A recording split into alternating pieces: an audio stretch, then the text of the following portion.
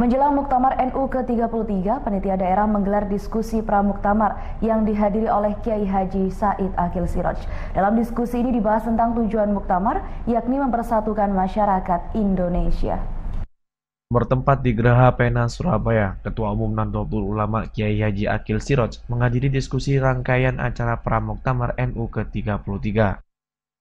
Dalam diskusi umum ini, dijabarkan misi persatuan Indonesia dan membawa Indonesia di era kemajuan. Menurut Said, Islam Nusantara yang menjadi tema Muktamar ke-33 NU di Jombang pada 1 hingga 5 Agustus 2015 sebenarnya bukan hal baru. Tema Islam Nusantara diambil karena Islam di seantero Indonesia memiliki banyak kekhususan, ciri, dan tipologi. Islam di Indonesia lebih ramah dan santun. Islam di Indonesia berbeda dengan Islam yang berkembang di Arab, yang dekat dengan kekerasan. Jika ada perbedaan pendapat, langsung disikapi dengan senjata. Ia juga menjelaskan Islam Nusantara adalah Islam yang berakulturasi dengan budaya. Sebab, ketika Islam datang, banyak budaya dan tradisi yang sedang berkembang di Indonesia. Tradisi itulah yang tidak bisa dipisahkan dengan perkembangan Islam di Indonesia. Terdapat budaya yang diberi nilai-nilai Islam untuk sarana dakwah. Dalam diskusi ini, Ketua Umum Muhammadiyah Din Samsudin juga hadir sebagai pembicara. Dalam acara tersebut, Din juga mengapresiasi kiprah Nahdlatul Ulama atau NU yang berjuang dan tumbuh bersama tradisi serta budaya masyarakat Indonesia. Selain itu, diskusi ini juga dihadiri Haryadi, pengamat politik dari Universitas Airlangga. Dia menilai dalam muktamar kali ini, NU dan Muhammadiyah sama-sama melihat keindonesiaan. Hanya konsepnya berbeda. Salah satunya adalah landasan cara pandang dunia. Meski demikian, NU dan Muhammadiyah sepakat untuk saling mengisi dan berkontribusi terhadap negara. Dari Surabaya, Jawa Timur, Agus Widarto. Ketua Majelis Ulama Indonesia Din Syamsuddin kecewa terhadap aksi kekerasan yang terjadi di Tolikara, Papua yang mengatasnamakan agama. Karena hal tersebut merupakan bentuk nyata ekstremitas keagamaan dengan menggunakan kekerasan. Din Syamsuddin menyampaikan kekecewaannya kepada awak media saat menghadiri acara diskusi pramuktamar. Konflik kekerasan yang terjadi di Tolikara tidak boleh dikesampingkan. Karena hal tersebut merupakan bentuk radikalitas kekerasan dengan mengatasnamakan agama atau bentuk nyata ekstremitas keagamaan yang menggunakan kekerasan. Din Syamsuddin menyampaikan kekecewaan kepada awak media saat menghadiri acara diskusi pramuktamar. Konflik kekerasan yang terjadi di Tolikara tidak boleh dikesampingkan, karena hal tersebut merupakan bentuk radikalitas kekerasan dengan mengatasnamakan agama atau bentuk nyata ekstremitas keagamaan yang menggunakan kekerasan. Terlalu kecil, kita tidak terjebak pada hal-hal mikro ya. Itu sangat kasuistik. Tentu tidak berarti saya mengecilkannya. Tetap kita kecam sekeras-kerasnya. Apa yang terjadi di Tolikara itu bisa disebut sebagai ekstremitas, radikalitas dengan menggunakan kekerasan yang murokkab. Bahasa Arabnya murokkab, yang double, triple, satu. Ada tindak kekerasan yang eksklusif, yang mau mengenyahkan orang lain.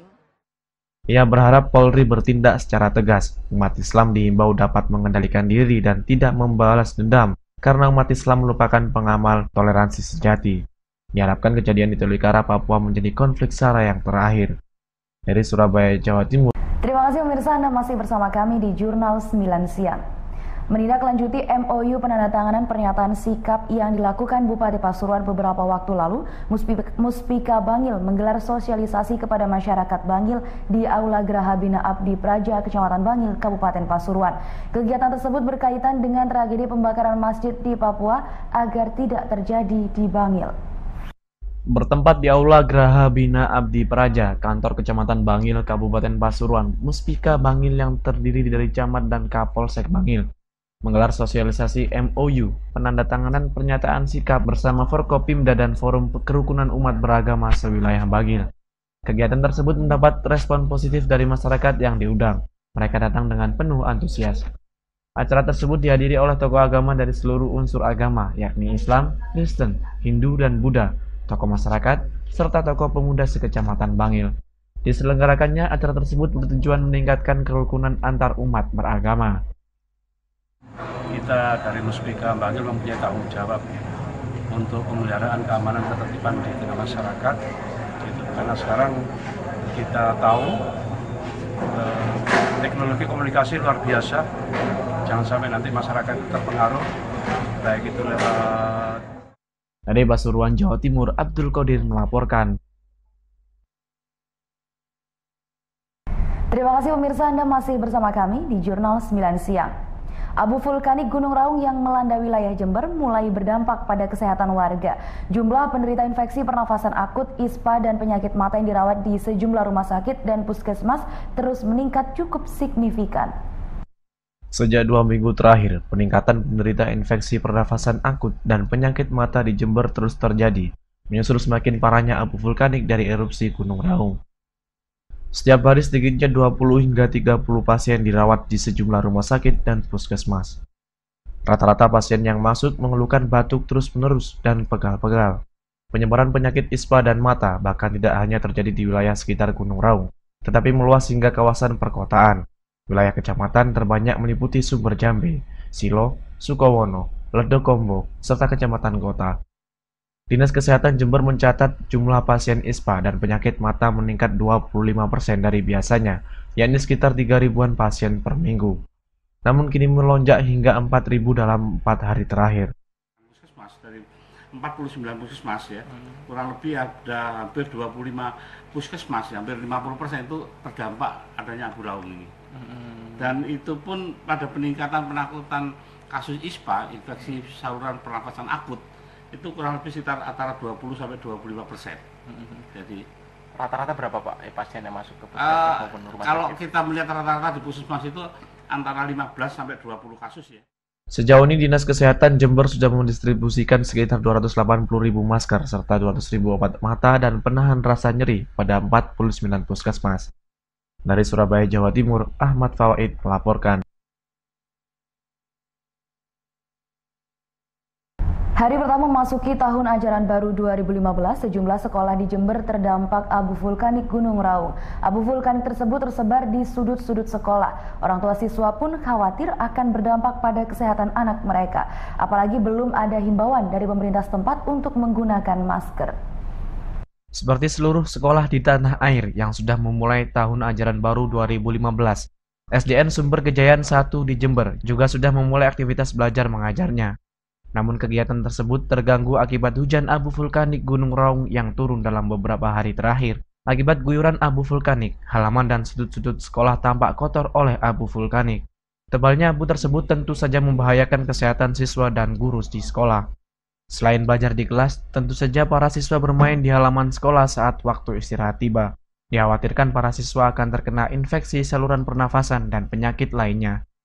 Apalagi saat ini belum ada himbauan dan pembagian masker untuk para siswa. Hanya inisiatif pihak sekolah memberikan himbauan kepada siswa dan orang tua untuk mengurangi waktu bermain siswa di luar rumah. Abu yang mengikuti arah angin di SD kami dengan himbauan, terutama dengan himbauan anak-anak agar untuk menjaga diri sendiri, pertama satu memakai tutup kepala dan dua memakai masker untuk menutupi hidung dan mulut. Tak hanya pihak sekolah, sejumlah orang tua siswa mengaku khawatir dengan kondisi sekolah yang dipenuhi abu vulkanik. Selain mengotori, abu vulkanik juga mengancam kesehatan anak-anak mereka. Ya memang khawatir Pak, kebanyakan memang khawatir. Ya memang dikasih saran agar jangan main keluar rumah, kalau memang nggak penting ya nggak keluar. Pihak sekolah dan orang tua siswa berharap ada perhatian dari pemerintah setempat terkait dampak abu vulkanik Gunung Raung, semisal dengan membagikan masker secara cuma-cuma. Sementara itu di kawasan kota Jember dalam seminggu terakhir terjadi hujan debu akibat erupsi Gunung Raung. Hujan debu vulkanik tersebut terbawa oleh tiupan angin yang terjadi dan mengarah ke arah barat daya.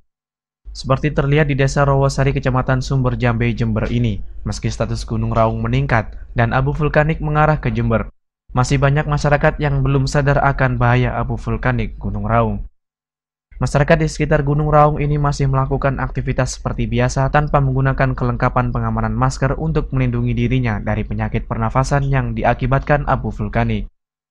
Untuk kembali memberikan pemahaman terhadap masyarakat, sebuah rumah sakit di Jember memberikan penjelasan dan arahan akan bahaya abu vulkanik Gunung Raung bila terhirup oleh masyarakat, serta membagikan ribuan masker kepada masyarakat untuk digunakan pengamanan bagi tubuh manusia agar abu vulkanik tidak terhirup.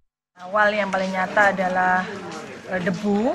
Jadi yang paling banyak adalah gangguan di saluran pernapasan, mulai infeksi saluran pernapasan atas sampai ke risiko yang lebih berat, sesak dan sebagainya.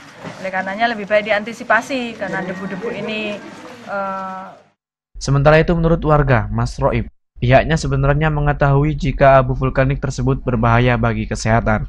Namun karena faktor ekonomi, masyarakat tak mampu membeli masker setiap hari sedangkan masker bantuan hanya bisa dipakai selama 2 kali atau 2 hari pemakaian saja. Terus? Ya 4 orang.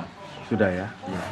Terus kira-kira mencukupi nggak selama ini melihat kebutuhan masker? Mulai kemarin banyak kekurangan. Kekurangan Pak ya? Iya. Pak, seberapa tebal sih Pak abu yang di sini Pak? Pak, terus kondisi Raung sendiri gimana dari sini Pak? Suaranya 2 hari kemarin ini agak menggelegar. Dari Jember, Jawa Timur, Ahmad Fawaid melaporkan. Pemirsa, informasi tadi sekaligus mengakhiri Jurnal 9 Siang edisi kali ini. Anda dapat menyaksikan tayangan TV 9 melalui satelit Telkom 1 frekuensi 3552, simbol rate 3100 polarisasi horizontal. Anda juga dapat mengirim berita dalam bentuk foto maupun video melalui akun kami di www.jurnal9.tv. Serta Anda dapat mengakses informasi melalui Facebook kami @TV9berita dan Twitter kami @jurnal9. Saya Ariza Kurrata pamit undur diri dari hadapan Anda. Allahul muwaffiq ila aqwamit thoriq. Wassalamualaikum warahmatullahi wabarakatuh.